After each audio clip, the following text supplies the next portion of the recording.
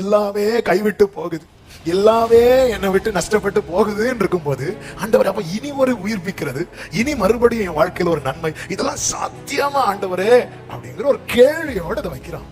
ஆண்டவர் சிச்சுவேஷன் இப்படி இருக்கும்போது நீங்க என்ன இப்படி செய்ய வைக்கிறீங்களே, சிச்சுவேஷன் இப்படி இருக்கும்போது நீங்க என்ன வீடு கட்ட வைக்கிறீங்களே, சிச்சுவேஷன் இப்படி இருக்கும்போது நீங்க என்ன பிசினஸ் தொடங்க வைக்கிறீங்களே, சிச்சுவேஷன் இப்படி இருக்கும்போது நீங்க என்ன புதிய பாதையில நடத்துறீங்களே, எல்லாமே ஏற்கனவே நானே அடைக்கப்பட்டிருக்கிறேன், கல்தையர் முற்றுகை போட்டாச்சு, இந்த நகரம் கல்தையரின் கையிலே கொடுக்கப்படதா இருக்கிறது, எல்லாமே போக போகுது, அப்படி போக போற இடத்துல எனக்கு ஒரு இடத்தை வாங்க வைக்கிறீங்களே ஆண்டவரே, இது என்ன ஆண்டவரே அப்படி சொல்லும் போது கர்த்தர் சொல்றாரு, என்னாலே செய்யக்கூடாத ஒன்று உண்டு. எனக்கு இது எனக்கு ரொம்ப ரொம்ப ரொம்ப மெடிடேட் பண்ண நேரத்தும் இன்னைக்கும் ரொம்ப பியூட்டிஃபுல்லா.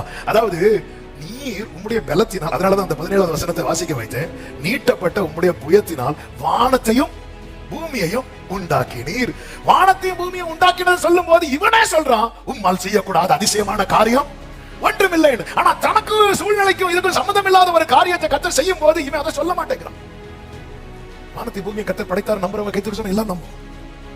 ஆனா கர்த்தர் உனக்கு திருப்பி உன் வாழ்க்கை திரும்ப கட்டுவானா? எதுங்க பெருசு, எதுங்க சிறுசு? வானத்தை பூமி உண்டாக்குற மேட்டர் சொல்லும் போது நீயே சொல்ற உம்மால் செய்யக்கூடாது அதிசயமான காரியம். ஆனா உனக்கான விஷயம் வரும்போது ஏன் வாயை திறக்க மாட்டேங்கிற? அந்த இடத்துல நான் சொல்லாம இருக்கிறேன், எனக்காக அவரே சொல்றார் என்னால் செய்யக்கூடாத. அந்த இடத்துல கர்த்தர் கேட்கிறார், இறைமையாவே அப்ப அந்த விஷயத்துல நீ என்ன நம்புற, இந்த விஷயத்துல நீ என்ன நம்பலையா? அதுவா இதுவா எவ்வளவு பெரிய பெரிய காரியங்கள் எல்லாம் நீ நம்புற.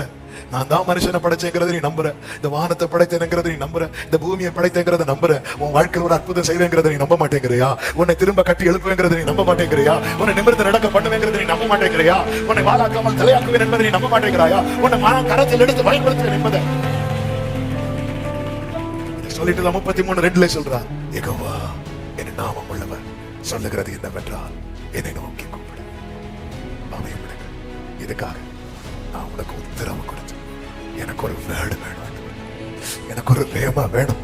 அந்த உத்தரவுல என்ன இருக்கும் தெரியுமா? எதிர்பார்ப்பு இருக்கும். அந்த உத்தரவுல என்ன இருக்கும் தெரியுமா? சௌக்கியம் இருக்கும். அந்த உத்தரவுல ஆரோக்கியம் இருக்கும். அந்த உத்தரவுல சமாதானம் இருக்கும். அந்த உத்தரவுல சந்தோஷம் இருக்கும். அந்த உத்தரவுல சத்தியம் இருக்கும்.